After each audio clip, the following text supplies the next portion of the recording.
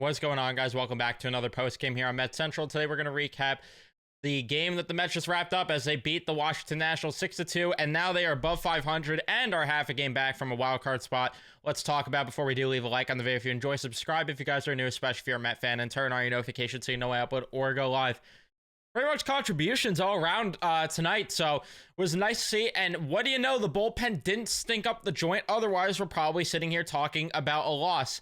But let's just jump into it and not waste any more time. First inning, Severino on the bump, by the way, for the Mets today. Gets the first two outs, walks Jesse Winker, and then gets a ground out from Keibert Ruiz. In the bottom of the first, Lindor the strikeout, and then Brandon Nimmo, 3 straight games with a home run for him.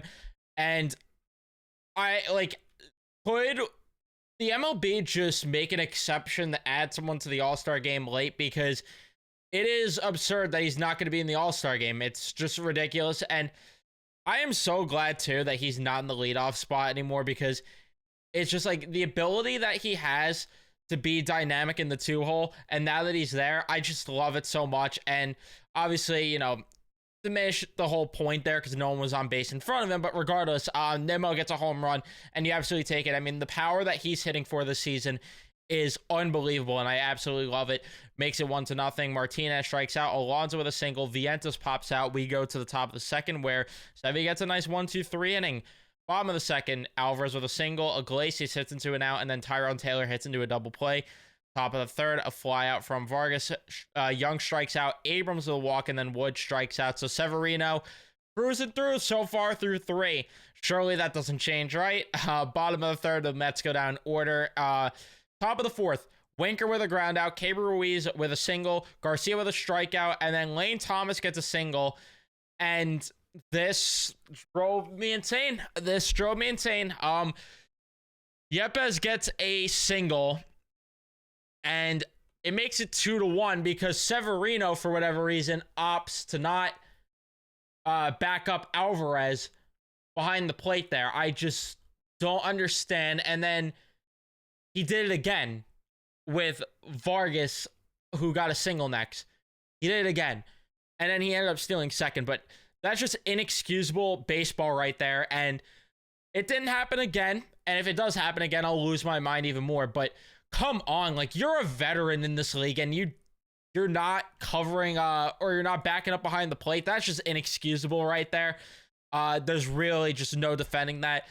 And this is just Severino as a whole, though. He does, like, it translates to the mound pretty much how little he makes sense, because he doesn't allow a lot of hard contact, and that was pretty much his entire outing, which we'll sum up in a bit here. But it just, again, like, it just some plays like that where it just drives me up the walls. And then the bottom of the fourth, 2 outs from the Mets, and then Vientos with a double, Alvarez with a walk, Iglesias with a single, and then Tyrone Taylor strikes out because, of course, we go to the 5th inning where Abrams grounds out. Wood gets hit by a pitch, gets caught stealing second. A beautiful throw by Francisco Alvarez, and then Winker grounds out.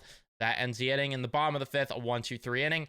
Top of the 6th, a pop-out, fly-out. Thomas gets hit by a pitch, steals second, and then Yepes flies out. We go to the bottom of the 6th where Martinez and Alonso get singles, and then Mark Vientos, I will always be a Mark Vientos guy, gets a double to the wall.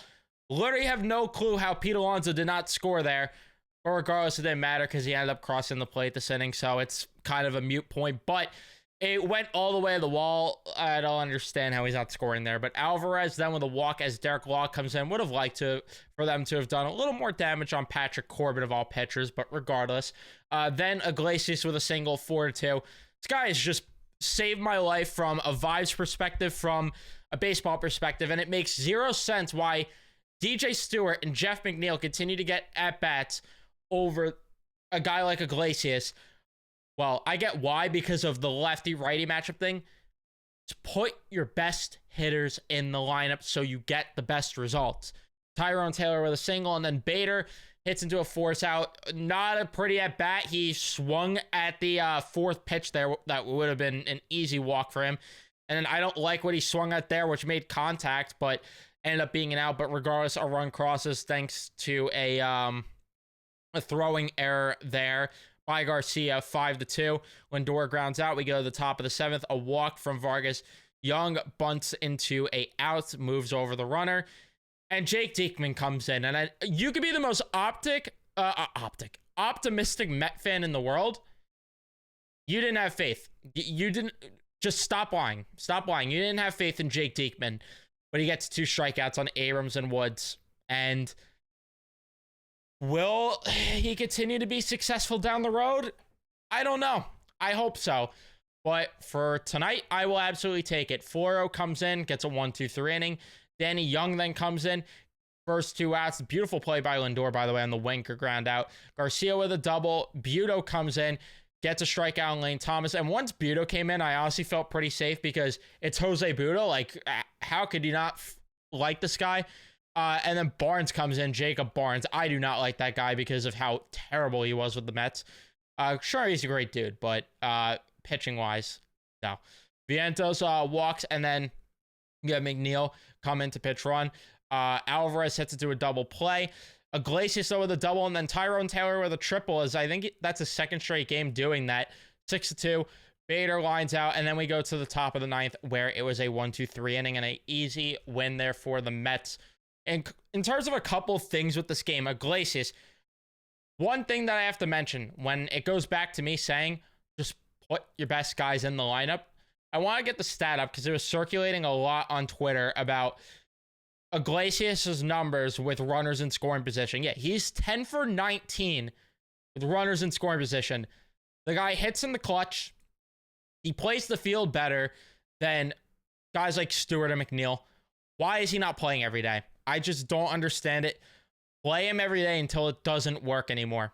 That's my opinion. And then Tyrone Taylor, it's kind of the same deal where he's better than DJ Stewart. Just play him until there's a reason not to, because he's like, you can't get much worse than that, honestly. But outside of that, I mean, you got hits from Alonso and Vientos.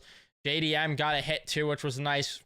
He's still in a little bit of a cold slump, though. Would like to see him work his way out of a funk and start to get some timely hits now and then. But I'm not going to be too critical, obviously, there. And then Nimmo, like I said, he's been unreal. Lindor went 0 for 4, but he's been on fire that I'm really not getting on him for that. Bader, 0 for 4, another guy who's kind of been on fire. Not going to get on him. In terms of the pitching side, Buto with his first save, which was very nice to see. So love to see that. Severino, like I said, though, he did the weird thing where he got a couple strikeouts for today, allowed a couple walks, which is what he does, 2 to 3, allowed 2 runs, 4 hits. But that's just what Severino does. He allows the weirdest hits and keeps the run total around 2 or 4, gets 4 to 6 strikeouts, and that's just what he does. And you got that again. His spin was up despite the velocity being down on his sweeper, which was his most used pitch. But regardless, again, I thought Sevy was fine today despite the miscues in the field. Diekman, I'm very happy that they got outs from him. Danny Young, happy they got outs from him. And now you win a series, because what did I talk about in yesterday's postgame?